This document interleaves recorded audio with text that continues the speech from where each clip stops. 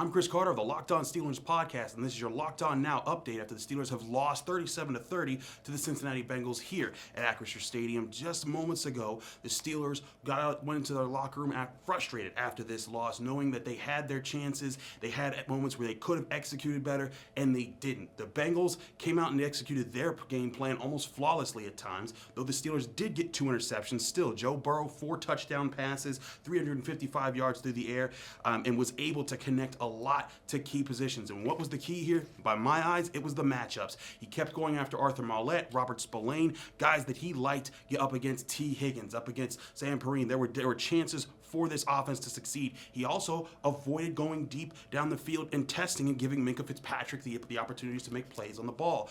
Big plays there by Joe Burrow were the story of the game. On the flip side, the Steelers offense actually produced in the first half, got 20 points, didn't see that coming, but then they reverted to how they've been the most of this year, and they fell off in the second half, only having several 3-and-outs, only getting a field goal until the very end where they got a touchdown, went for an onside kick, and had a chance to kind of keep the game alive there. But the biggest things that I take away from this, one, you see the weak spots of the defenses and how they were targeted. We were hoping to see more of that 3 safety set that we've been seeing with the Steelers in practices.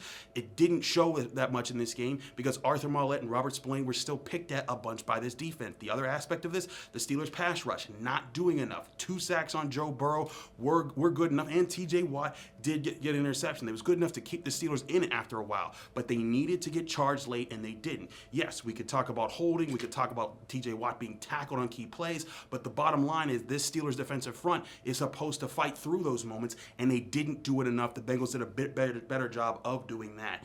I think one thing we look at, though, you look at this Steelers offense and its lack of consistency, and it is still concerning, especially in the second half. If they got a big play, you saw the flea flicker call and how it didn't work. The Steelers might be finding some strength. Najee Harris, 90 yards on the ground, also had 26 yards through the air as a 100-plus yard day for him overall. Also had 2 touchdowns, was arguably the Steelers' best player in this game.